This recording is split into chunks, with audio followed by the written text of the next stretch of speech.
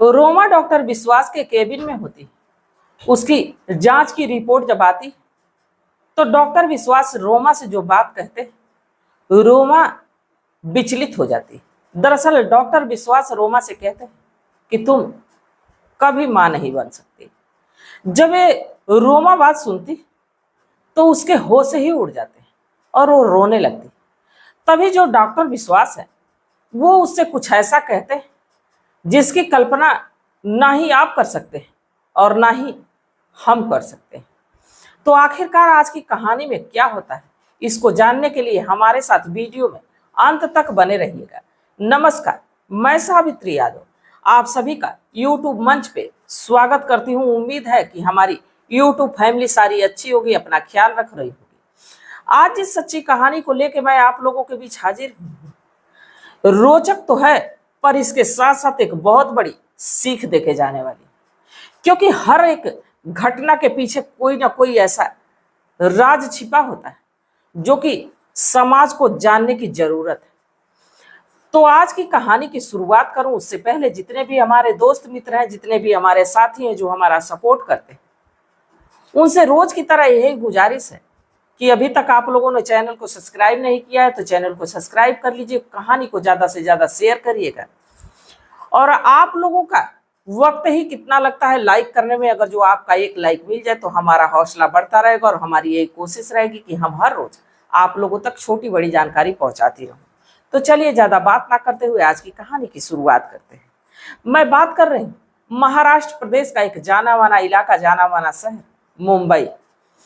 इसी मुंबई का रहने वाला रघुवीर सिंह, जो कि पेशे से एक बहुत बड़ा बिजनेसमैन होता है और साथ ही वो इंजीनियरिंग की पढ़ाई भी किया रहता है। उसके पास इंजीनियरिंग का डिप्लोमा भी रहता है। उसका एक रसूख रहता है, एक रुतबा रहता है, जिसकी उम्र 30 साल रहती है। रघुवीर के परिवार में रघुवीर की माँ बीना देवी, पिता लाल सिंह इस दुनिया को छोड़ के जा चुके रहते हैं। मात्र 2 लोगों का परिवार होता है।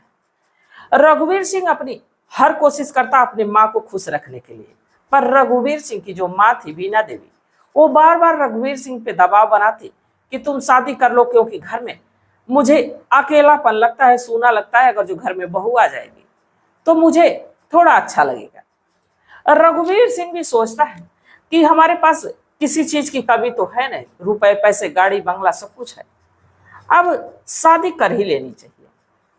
अब तमाम जगह से उसके लिए रिश्ते तो आते रहते हैं, पर एक लड़की का फोटो आता है जो कि देखने में बेहद हसीन बेहद खूबसूरत लगती, जिसका नाम रोमा, उम्र 25 साल।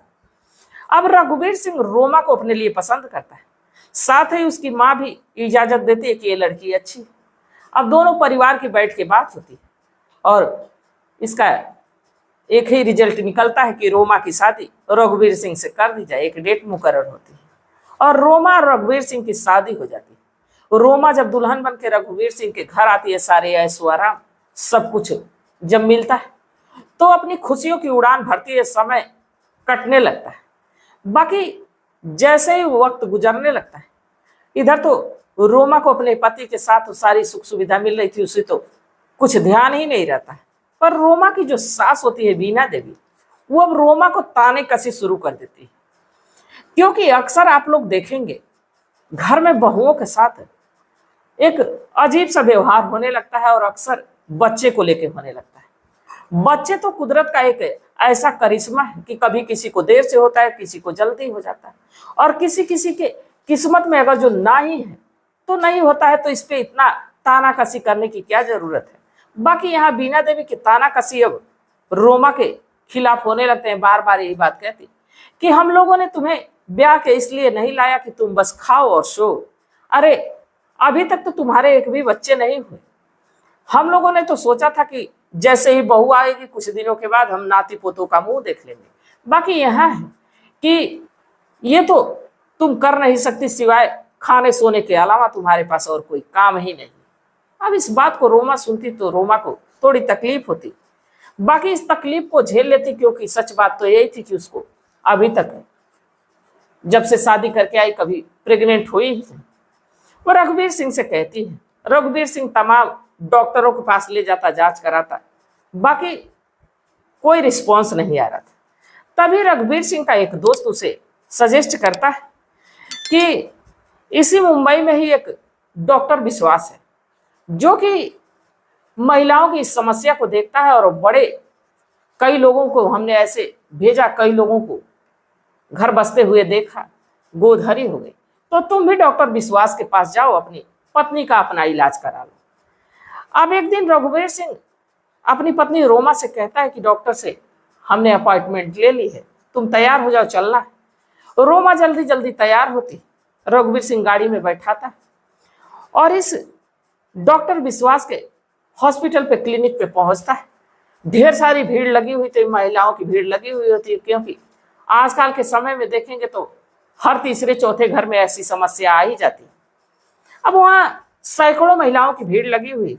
रघुवीर सिंह जब रोमा को लेके जाता है तो वहां डॉक्टर विश्वास को दिखाता है, उसकी कुछ जांच होती है, ब्लड सैंपल लिया जाता है, कुछ देर इंतजार करने को कहा जाता है। तब तक रघुवीर सिंह के नंबर पे कॉल आती है। रघुवीर सिंह रोमा से कहता है कि ऐसा कि तुम डॉक्टर से दिखा लो, तब तक मैं अपना काम निपटा के आता। रोमा कहती है कि ठीक है, और रघुवीर सिंह वहां से चला जाता है। कुछ देर के बाद, लगभग 1 घंटे के बाद, रोमा की रिपोर्ट आती। रोमा को ये डॉक्टर विश्वास के कैबिन के भीतर बुलाया जाता है, और जब वो जाती, टेबल पे बैठती, तो कुछ देर तो डॉक्टर विश्वास चुप रहता है। इसके कुछ देर के बाद कहता है कि दरअसल रोमा, तुम कभी मां नहीं बन सकती। जब ये बात रोमा सुनती तो उसके आंखों में आंसू आ जाता है। डॉक्टर विश्वास से पूछती है कि आखिरकार मेरे में ऐसी कौन सी कमी है कि मैं मां नहीं बन सकती। तब डॉक्टर विश्वास कहता है कि इतनी चिंता करने जैसी बात कोई नहीं है, क्योंकि तुम तो मां बन सकती हो, तुम्हारे अंदर कोई कमी नहीं है, शायद तुम्हारे पति के अंदर कोई कमी है। अगर जो तुम अपने पति को भी कहो वो भी जांच करा ले, तो ये क्लियर हो जाएगा कि तुम्हारे पति को क्या कमी है। इस पे रोमा कहती है कि कोई बात नहीं, मैं अगली बार आती हूँ तो अपने पति को लेके आती हूँ, उसकी भी जांच हो जाएगी। अब रोमा अपने पति के आने का इंतजार करने लगती है। शाम होती है, पति आता है, घर लेके जाता है। बाकी जाते समय रास्ते में रोमा कहती कि मेरी रिपोर्ट तो नॉर्मल आई, शायद मेरे में कोई कमी नहीं, डॉक्टर का ये सलाह है कि आप भी अपनी जांच करवा लो। इसके बाद जो रघुवीर सिंह, वो कहता है कि ऐसा कि फालतू की बातों पे ध्यान ना दो, तुम्हें क्या लगता है कि मैं बच्चे पैदा करने लायक नहीं हूँ। अब ये बात कह के रघुवीर उसे डांट देता है। रोमा चुप हो जाती है। बाकी अब रोमा के पास कोई रास्ता नहीं रहता। रोमा बार बार परेशान थी। लगभग 1 महीने का समय गुजर जाता। बाकी डॉक्टर की बात रोमा के दिमाग में लगातार चल रही थी। एक दिन फिर से वो डॉक्टर विश्वास के क्लिनिक पे पहुंचती, अपने नंबर आने का इंतजार करने लगती है। जैसे ही नंबर आता है भीतर जाती और कहती है कि ऐसा है कि मैं कंटिन्यू अपने पति के साथ रह रही, पर मेरे अंदर अगर जो कोई कमी नहीं तो बच्चा रुक क्यों नहीं रहा। डॉक्टर विश्वास कहता है कि अब तो पूरी तरह से क्लियर हो गया कि तुम्हारा पति बच्चा पैदा करने लायक है ही नहीं, क्योंकि तुम्हारे में कोई कमी नहीं है। अभी ये बात रोमा सोच ही रही होती है। डॉक्टर कहता है कि मेरे पास इसका उपाय है कि तुम्हें बच्चा भी हो जाएगा, और तुम अगर जो ये बात किसी से कहो ना तब।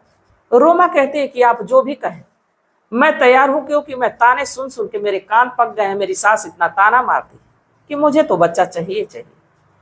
इस पे डॉक्टर कहता है कि कोई ऐसा व्यक्ति जिसको तुम जानती हो तुम्हारे साथ संबंध बनाए, जिसका बच्चा तुम्हारे गर्भ में पले और तुम बच्चे को जन्म दे सको।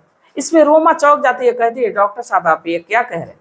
डॉक्टर विश्वास कहता है कि मैं सही कह रहा हूं। रोमा कुछ देर सोच ही रही होती है कि डॉक्टर विश्वास कहता है कि अगर जो कोई नहीं तुम्हें मिल रहा है तो ये काम मैं खुद ही कर सकता हूँ। अगर जो तुम चाहो, तुम्हारी मर्जी हो, तो मैं तुम्हारे साथ, तुम दवा के बहाने आओगी, मैं तुम्हारे साथ संबंध बनाऊंगा, और जैसे ही तुम प्रेग्नेंट हो जाओगी, ये खुशी तुम्हारे घर वाले सुनेंगे तो वो पूछेंगे ही नहीं कि तुम्हारे पति का बच्चा है या किसी और का। अब रोमा इस चीज के लिए तैयार हो जाती है, और डॉक्टर अपने कैबिन के भीतर ही रोमा से संबंध बनाता है।